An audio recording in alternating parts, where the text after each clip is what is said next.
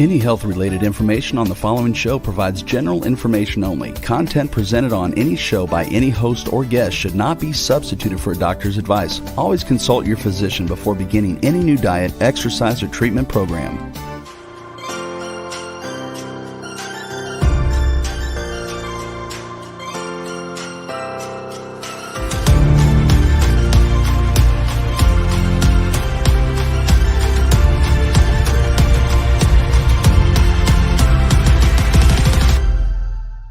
Hi, welcome back to the Namaste Wellness Show, where we talk about all things holistic health for the mind, body, and spirit, for people and pets with a touch of cultural soul. Today, we're going to be talking about a combination of mental health and integrative holistic health. My special guest, she is a clinical director of Prophetic Solutions. She's also the owner of the same, as well as Holistic Health Overall Life Experience. She has a master in social work. She's also certified in trauma-focused cognitive behavioral therapy. She's also certified as an advanced addiction counselor, certified health coach with the Integrative Institute of Integrative Nutrition. Please welcome integrative mental health therapist and health coach, Carla Lewis-Moore. Hey, Carla. Welcome. Thank you so much for being on the show today. Well, I appreciate you inviting me. Okay, well, welcome. So before we get into talking about mental health and the combination of mental health and holistic health, tell us a little bit about your background and what inspired you to go into mental health as well as holistic health. Okay, sure. Well, funny story. When I was growing up, I had a brother. It was just me and him. And so I just wanted to figure him out at some point. That's really what sparked my interest, human behavior. It was like, I always would wonder why he would do the things that he did, just to annoy me. And Okay. like, it's got to be a reason for it, right? Right. So is that what made him special? When you say special, what was special? What made him special? Is that what made him special? Well, the special. Say that again. Is what made him special? Was it that he annoyed you? No. What happened? It wasn't that not to say that he was he had some special ways of annoying me, but that's the special I'm talking about. But that's really what sparked my interest in human behavior. Honestly, it wasn't. Wow. And it was planted at a very early age. I just had a very curious mind. And, with that curiosity, as I continue to grow and mature and interact with people, I seen,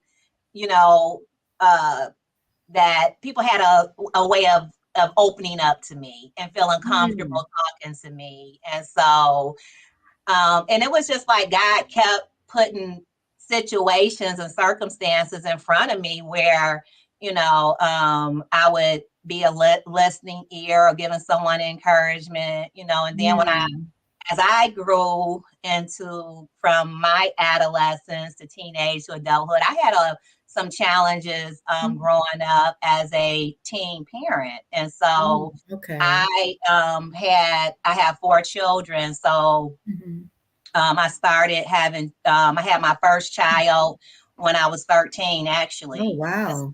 Yeah. And so, from that, it was a lot of shame. It was a lot of guilt. It was a lot of stereotype around just me being so young. And, luckily I was, my mom, she raised me in the church. And so I had a foundation in Christianity, which really helped keep me grounded and keep me from sinking in that shame and embarrassment around that. And I know I've grown because there used to be a time I couldn't even talk about it, but I know that, just knowing that life is not over when you are a teen mom and you have a child.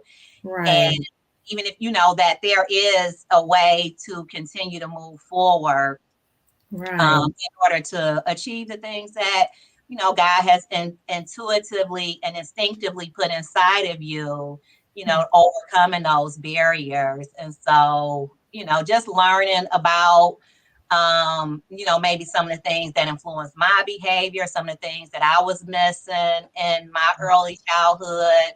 And then it just continued to grow. And I've just been fascinated with the brain.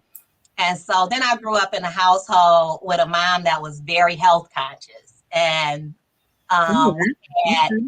so it was just so and then my grandmother, she was like a holistic person too. So Really? yeah, Okay. she was way before her time. Wow. Before her Okay. time. And so I would, just I gravitated toward my grandmother and learn and kind of just learning and knowing that was a part of my culture. Um, Uh-huh. and so as I continue, I've always just been really health conscious for the pretty much, just from my childhood. And Uh-huh. it's just, I love nutrition. I love talking about nutrition. I love helping people on their journey to better health. And so I really feel like, God has really put me in this position to really help others who are struggling with their health and with just, Mhm. creating a balance and stability in their life. Right. Oh, that's pretty awesome. I mean, your story is pretty amazing. And my show last week, we were talking about with two mental health professionals as well, and they Mm-hmm. talked about how their experiences were created like a calling for them to go into mental health. And they both expressed, well, one of them expressed that she had challenges as a young person as well. So I like that you are sharing that because Mm-hmm. that takes me to the question of what do you think about the news now saying that mental health is the number one illness in the United States, and there's so many young people that are going through depression, anxiety, and not knowing who they are or how life is going to go for them. So I Right. think that this is a good example of someone struggling as a teenager, seeing that you can overcome. And I think I said the same thing in the other show. Mm-hmm. So thank you for sharing all that. And it sounds like you Mm-hmm. had good support systems and a foundation of holistic health, as well as a foundation of Christianity that helped to stabilize your young life. So that's an awesome testimony, I think, for anyone that is listening. So thank you for that. Yeah. So tell us about your programs. Tell us about prophetic solutions, your therapeutic program, as well as your holistic program. Tell us a little bit about those programs. Well, prophetics is, I've been in private practice for the past 8 years, but I've been practicing since 2003. And so I've really been in a lot of different clinical settings. Mm-hmm. And with that, I've worked with different psychiatrists and, I've worked with real people who have real problems and Right. who are really trying to figure it out. And so, one of the things that I mean, just like I was saying earlier, just intuitively, nutrition has been just a part of my background. Even just from early, I would always work with people around what they were putting in their body, even before it became fashionable. Now Mm. it's like the push is integrative health and helping people to understand. We're learning now how the mind and the body is connected. So Right. Mm-hmm. with so I worked in clinical settings where we were medicating children. For the most part, I worked a lot with kids, with children Okay. and their parents. That's how we met, in the children's building, outpatient mental Yeah, health for that children. Yeah. is.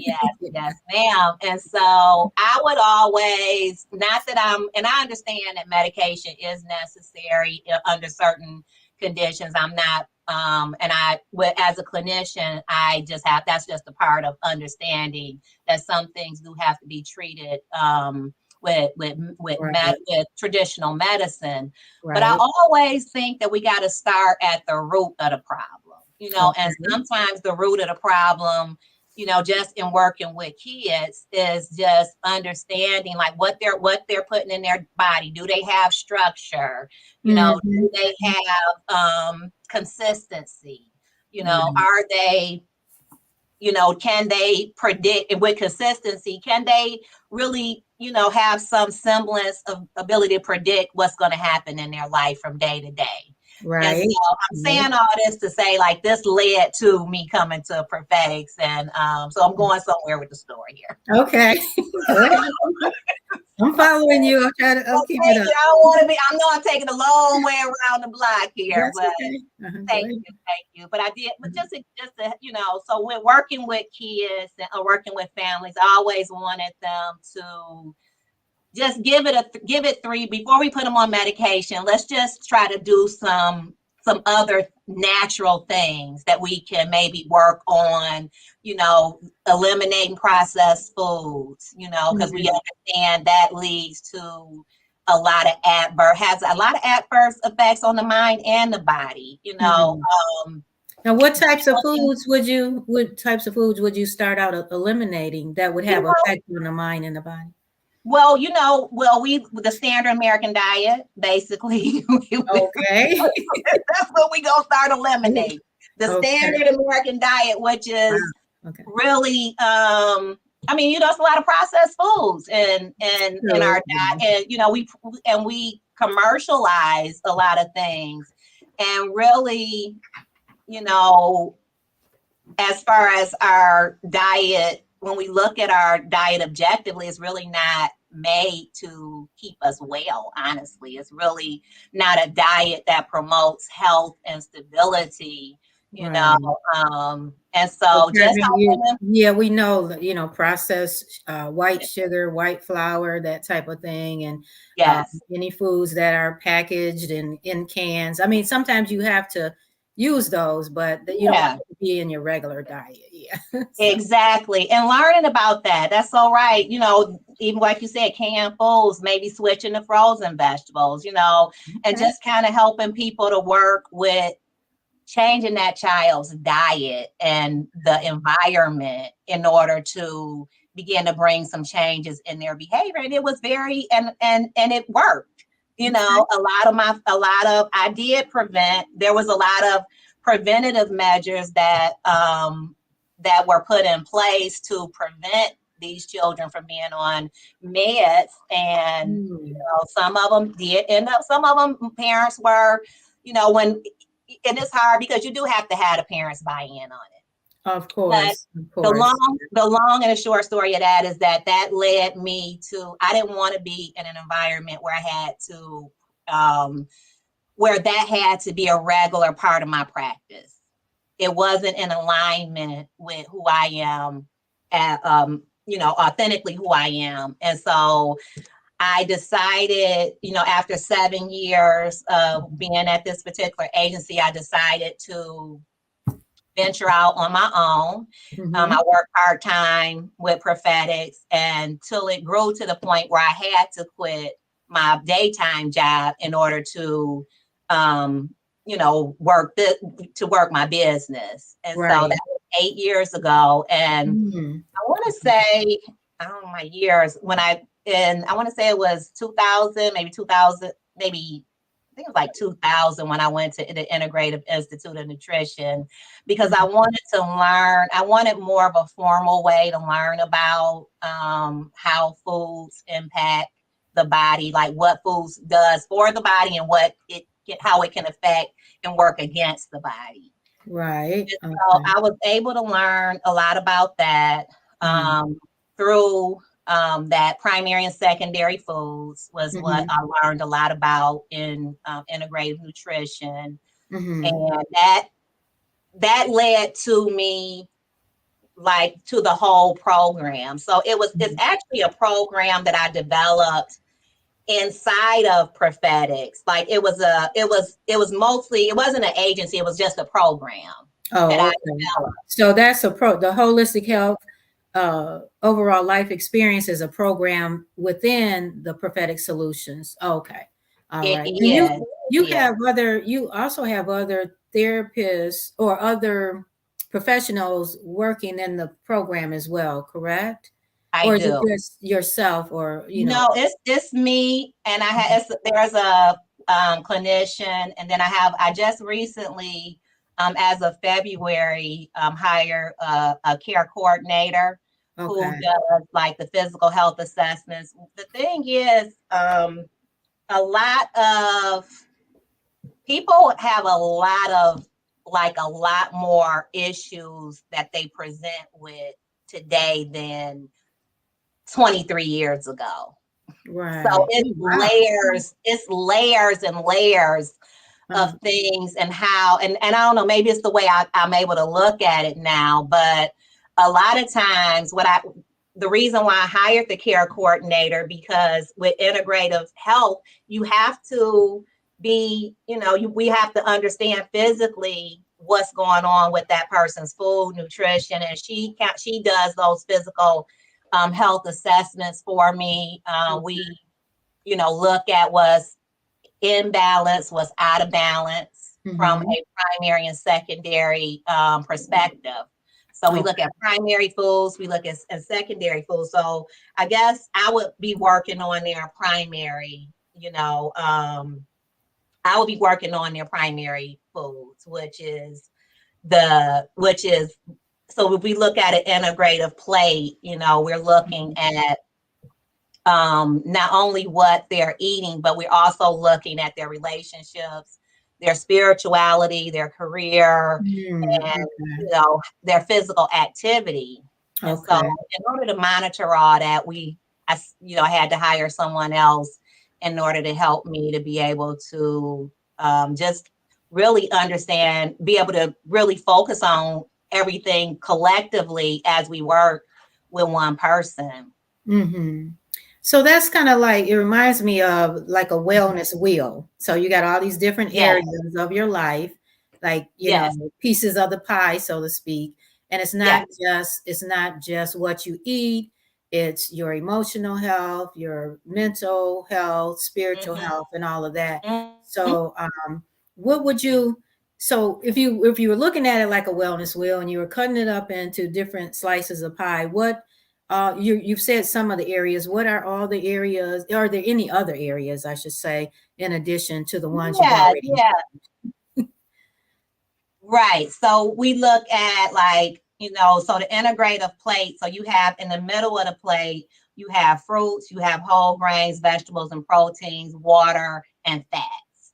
And Okay. so this is really what we consider like a mental health protocol, is Okay. making sure, like, we understand that protein is like that building block, and it has those amino acids Mm. in there that nourish the body. Then we have the carbohydrates, which we have in the fruits, and the grains, which we have simple and complex carbs. Then we have vegetables, which also contain most of the fiber in vegetables and the grains, and then Mhm. the fats is what nourish the brain. Right. And Mhm. water keep everything going. And so Right. Yeah. You have to have that water. would be our primary. So what we're putting in our body is that's really what is sending neurotransmitters to our brain. And so if we're not putting the right things in our gut, you know, Mm-hmm. then there is going to be, mental health is an adverse effect of a sad diet. Right. Depression, anxiety, all of these things can lead to can what you eat can exacerbate mental health. And so, helping people to understand, like, those primary foods, the foods I named, and then the Mhm. secondary foods, which is their relationships, their career, their spirituality, and their physical activity. Okay. So bringing all those things into balance, and we do use a wheel, Laura. Okay. Well, I do health coaching too, so I do that wellness wheel. Yes. Yeah, so that's what it Yeah. reminded me of. And I was thinking of it in terms of how, the government has their plate, and it's all about food though, and it tells you the foods we should eat. So it's just a different type of wellness wheel, but It that's what is. it reminded me of. Yeah. Okay. So now, can you talk to us a little bit more specifically about the connection between the gut and the brain, because Right. you mentioned, the hormones. I think we talked about this previously when I was talking about having you come on the show. That I one of the things I do is laughter yoga, and Mhm. Dr. Kataria, the medical doctor who started laughter Mhm. yoga, he does these trainings for us, and Okay. he was talking about serotonin being mainly in the gut, the Yeah. hormone serotonin, which is like stabilizes our mood. So can you talk a little bit about that gut brain connection? Yeah, so if you look at it, so there's like a north-south connection. So what we put in our body, right, it goes down to our gut. And Mhm. so when it enters into our gut, then that's where we have to, the gut is responsible for keeping the good stuff and throwing out the bad stuff, Mm. right? Yeah. So if we are not putting good stuff in, Digestion. then that's impacting our digestive health. So that's why we really do focus on what a person is eating and what they, because we understand that what they're putting in their gut is feeding their brain. Mm. Also look at elimination. That gives us a clue on what's going on in the gut, because in a healthy gut, you're eliminating frequently. I mean, in an Mhm. ideal world, we're eliminating after every Every meal. meal, that's what they say. Yeah. Yeah, but most of us don't eliminate. I mean, some people eliminate after every meal. I Yeah. can't speak for everybody. But if I could get somebody going to, the restroom at least to increase their, from going to every 3 days or once a Oh my week. goodness. Yeah, yes. I mean, there Wow. are cases where people come in for mental health treatment and they eliminate literally once a week or like every What? 3 days. Oh my And goodness. so that lets me know that there's a lot of stress.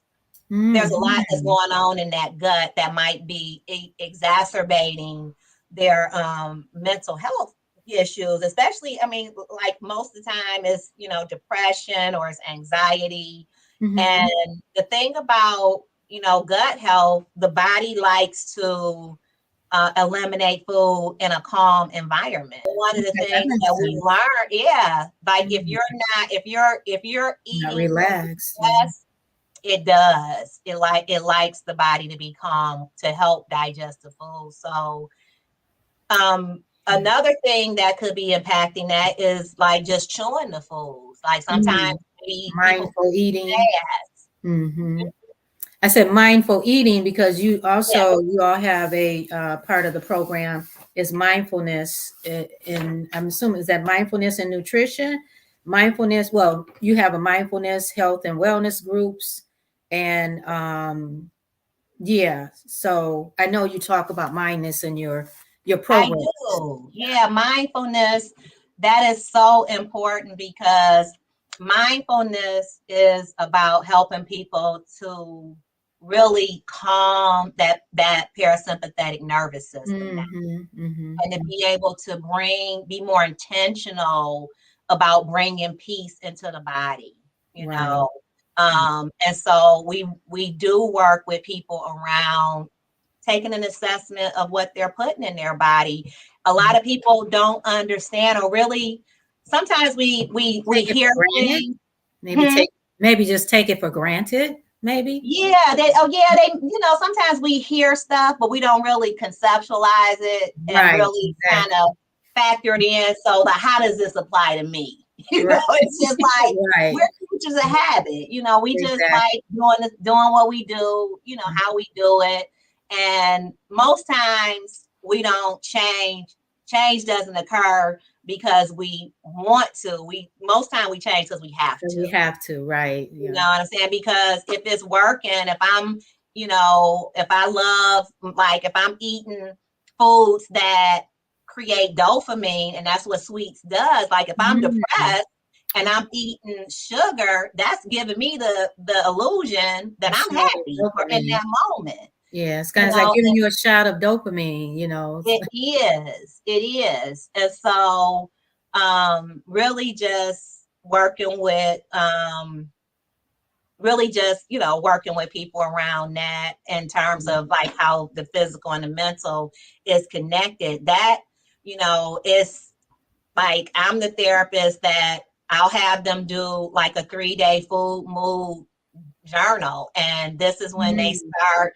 I want to know, like, what was your first thought when you woke up in the morning? Okay. What did you eat? Like, outlining like what they ate throughout. And this is only 3 days, just to give me kind of like an insight window into what's going on. And then I'll have them to note their digestive responses. Was there gurgling, bubbling, gas? Right. What did you experience after you ate the food? Was your energy up or was it down within a 2-hour window? Okay. And then I'll also have them monitor their sleep, and I'll have them to monitor their physical activity within those 3 days too. And then once they come back, we have a conversation about what they learned about themselves. And most of the time, it's quite a bit. I haven't really had anybody that didn't learn something about what they were doing that might be, exacerbating their mental health systems. Yeah, awesome. I think that's really awesome. So it also speaks to how important it is. So I'm assuming you are still working with families. It sounds like you're working with families in terms of, go ahead. No, go ahead. I'm listening to you. Yeah, no, I'm just saying it sounds like this is a good program for our young people that have parents that can participate in a program like you're offering to come in and work together to work through these mental health problems, because we are still talking about helping people with mental health issues, correct? Oh, yeah. And how the gut and the mind work together. Exactly. So, yeah. And so I do this it's not with families. Like, if I have a young person that, a lot of times young people they eat based on what their family have in the house. And then sometimes the families can have nutritious stuff in the house, but they don't necessarily want it. That's just not something they gravitate into. That's true. But I've been real successful in working with young teens. And once they learn, once they learn what they need to do for themselves, they become very committed to meditating and eating right, exercise. Sometimes in the beginning, it's like, I gotta do that.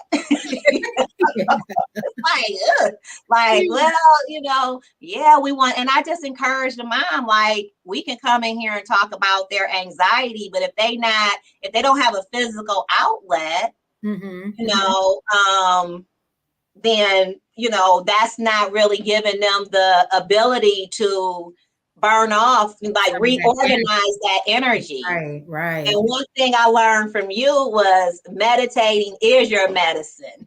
Oh yeah, meditation is medicine. Sure is. Yeah, and I did adopt that from you, and I used it. Oh, thank you. Thanks for acknowledging that. I appreciate that. Yes, and I'll tell people. Yeah, I've actually been. Now my nephew isn't that young, but I've actually been working with my nephew with meditation, and I was surprised at how much he's getting up in the morning, texting me before I'm texting him, because we do this together in the morning. Nice. And so I'm really impressed. But I really like what you're doing with young people, because you are somebody that I feel can really help. You do have a very calm nature about you, and people do gravitate to you. So I hope people will connect with you. Would you like to go ahead and give out your contact information for our listeners? And then also would like to have it scrolled across the screen for our viewers. Oh, yeah, sure. Well, I'm on Psychology Today. I do have a profile on there. And then I also have a website, and it's called prosolutionsTherapy.com. And that's another way that people can connect with me, or they can just call 313-506-3322. Okay. All right. 313-506-3322. And again, you want to say your website one more time? Sure. Pro solutions with the S therapy.com. Okay, very good. And they Okay, can so reach you out. had, oh, I'm sorry, go ahead. No, I was just saying, and then they could, take the time out to kind of, if they missed anything that we said, like it'll give them more information and a little bit more clarity on the website. And then, the psychology day also gives a pretty good description of, what we do as well. Okay.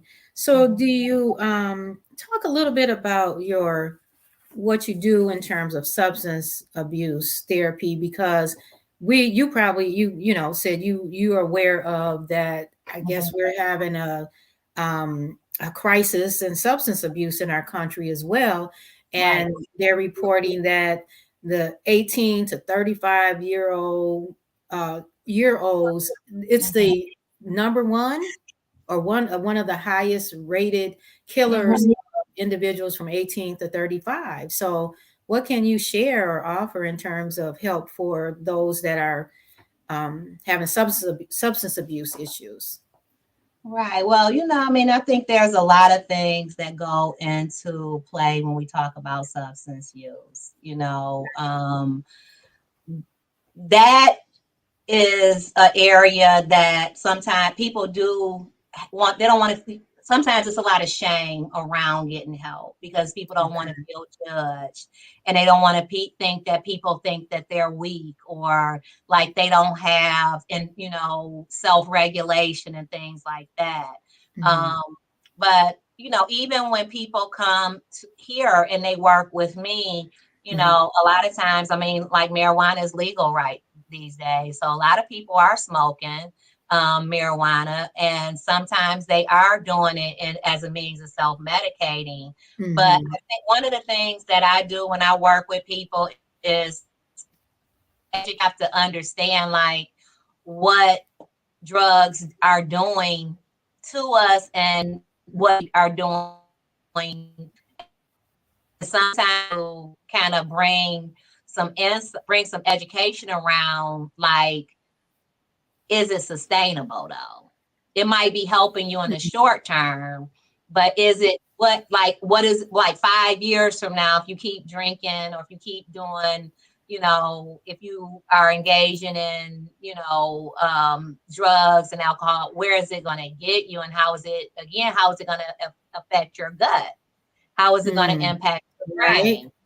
But one of the things, the evidence-based model that I use is called dialectical behavioral therapy.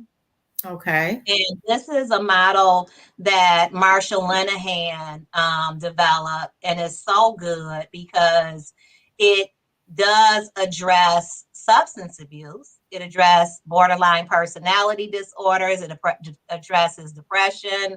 It addresses eating disorders. Oh, And so, and it is an evidence-based model.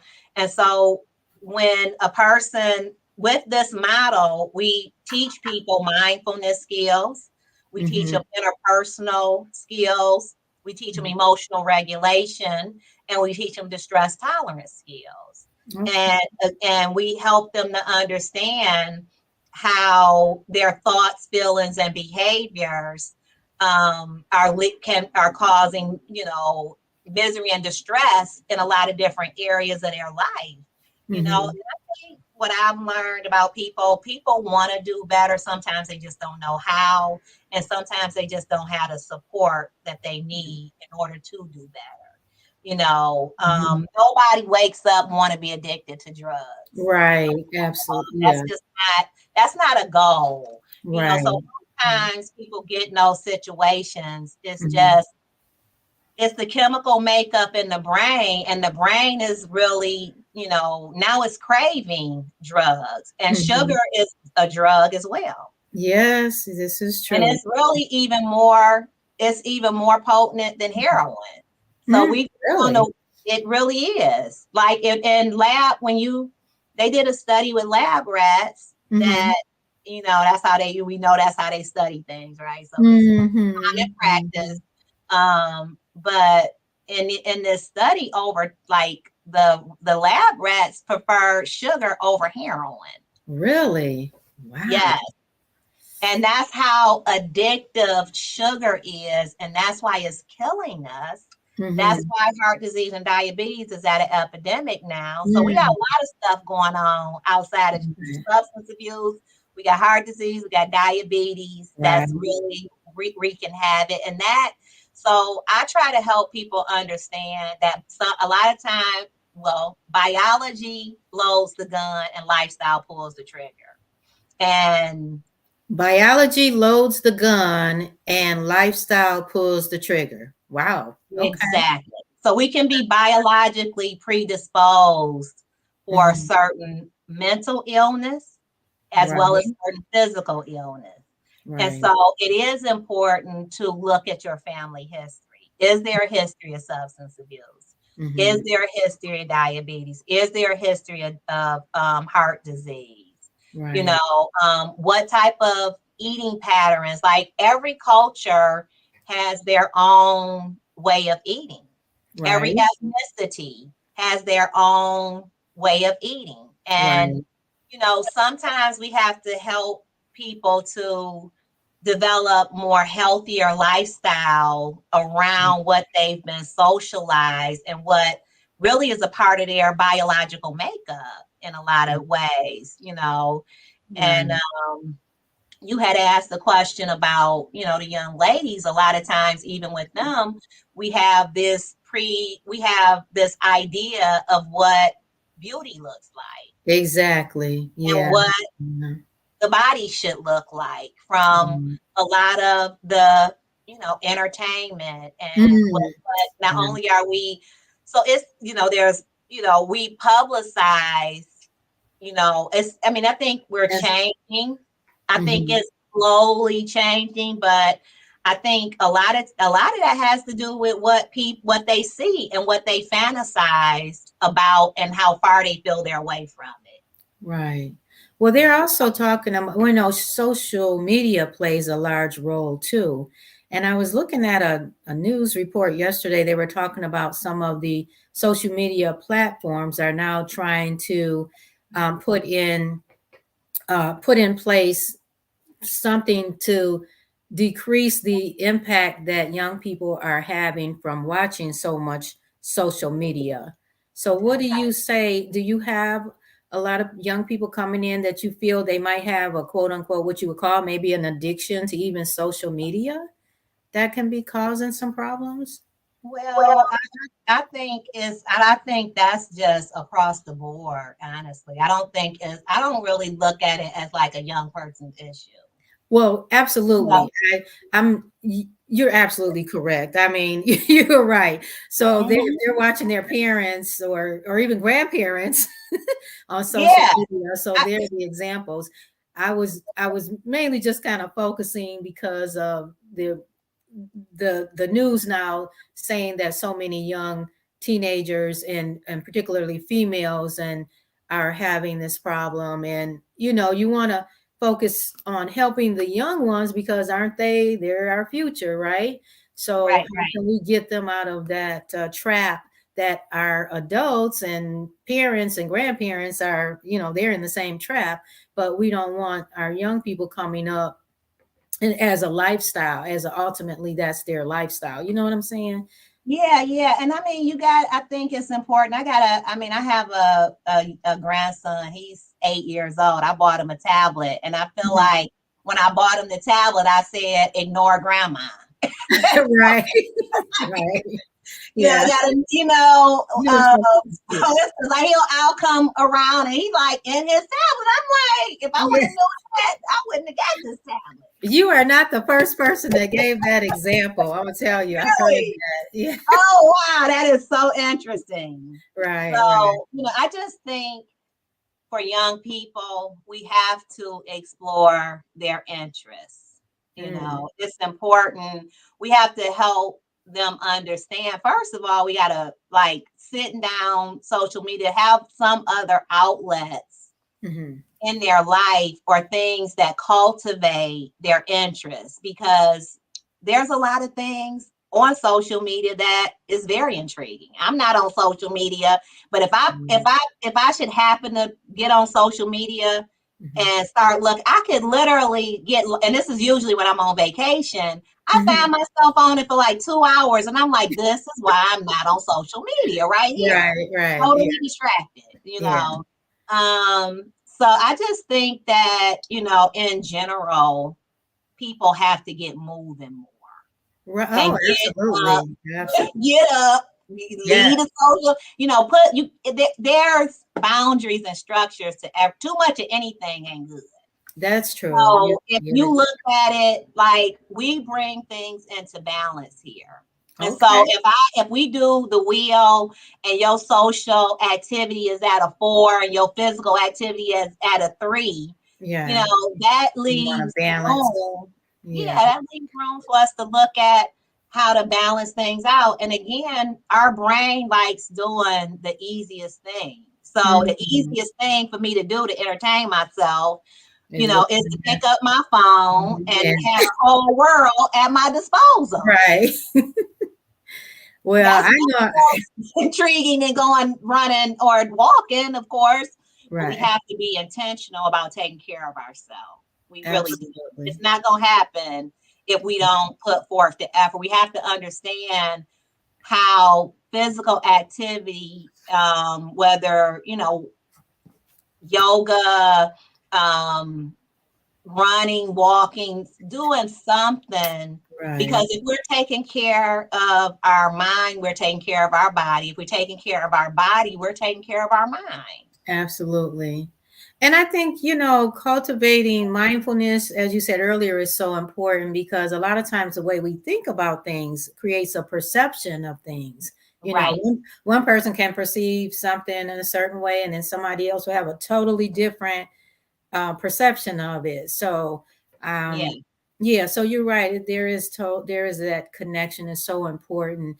One of my favorite authors, you may have heard of him, Michael Beckwith. He wrote a book called The Answer Is You. Okay. So like you're saying, it's really going to be up to the individual to make the choices for themselves. You may not have all the support systems, but at some point, like you said, even with getting addicted to anything, like whether it's sugar or food or even relationships or drugs, alcohol, etc., until you hit rock bottom, you were saying earlier that people won't change until they need to change. So, and ultimately, I feel like in Michael Beckwith's book, really the answer is you. The answer is us. We have to want to make a change, and if it's a young person, the parent has to. There's a big influence from the parent as well as teachers and your peers. There's a lot of pressure. So. But it is. Well, we work with children. We work with everybody from a bio-individual perspective too. And what does that mean? That means that one person's, like, when we look at, like, when we do our assessments, we determine whether it's mild, moderate, or severe issue. We do a particular assessment where we look at. So we do the wheel. That's more of a coaching kind of a tool. But we have clinical tools that we use, that I use and the therapists use, in order to really understand the person from a clinical perspective. And so we do look at the disability index, the emotional index, their interpersonal index, and their safety index. Okay. And so with this, it looks at anywhere from 0 not being a problem to 9 it being an extreme severe problem. And so we present this information as we educate people about what about bio-individuality and helping them to understand, like, what does this really mean? If my emotional index is saying that I'm, like, extreme and severe, and my disability index is saying the same, that means I have physical issue, physical things going on, and I have emotional, and then maybe my interpersonal is there, is maybe low, or maybe it might be high. So that might be a strength in this example. Okay. So in other words, you try to use, you try to find out what the strengths and the weaknesses are, and you try to use the strengths to help with the weaknesses. We do. We work from a strengths-based perspective. Okay. So we don't just focus on everything that's going wrong with a person. We want to build on their strengths. I like that. But we work with them, and we actually do a character strengths assessment too. Okay. To really find out what people's signature strengths are. And so once we've identified their risk factors, that's how we set up their program. Everybody doesn't have to go to whole. Some people I can work with just in counseling. So if you go to whole, that means that you've identified as having some severe physical health issues. And that's when I refer you to whole to get that physical health assessment. That's when we're understanding the medications you're on. We're understanding if you are seeing a psychiatrist. We're working with your primary care physician to understand like what's going on in the body. We have a program in whole. We have a Peloton, a treadmill, and a Peloton bike. So we put you on a physical activity. We have a place here where people can do yoga. So they can sign up. They can sign up once they do that physical health assessment, and we understand for the most part with that, when people come and they're severe, we work with them around their blood type. So we use their blood type. Yes, ma'am. Okay. We use their blood type as a basis to help them to understand from a deeper. Dr. Adiamo developed the blood type diet. And so we look at them when they have severe comorbidities, risk factors. And so risk factors means comorbidity means not just one thing is wrong, it's multiple things that wrong that actually can lead to that person's mortality. You know what I'm saying? So like, and it increases your mortality rate if you not address. I take away all the. You were breaking up a little bit, Carla. And I want to, before we finish, because I think we've got a little over a minute left. And I love that Eat Right for Your Blood Type. I have a book called Eat Right for Your Blood Type. So I definitely been doing that for a while. But I wanted to, before we go, because I think we're probably about almost a minute left now. Can you say your contact information again? Sure. But my phone number is 313-506-3322. And then my website is Pro Solutions, SOLUTIONS, therapy, THERAPY.com. And then my Psychology Today is just, you can look my name up, and you can find me on Psychology Today too. Okay, that's Carla Moore Lewis. Okay, well, thank you so much, Carla, for being on the show. I really appreciate it. Please reach out to Carla. She's got some wonderful programs for you guys, and I know she can help you. And I know you do virtual as well, correct? I do. Okay, so thank you again for being here. Please join my show. Please watch me next Wednesday. Don't have the topic yet, but I hope you'll watch next Wednesday at 11. And you can also watch the replay on all major podcasts. Until then, stay safe, stay well. My name is Laura. I'm your host. Namaste. Namaste.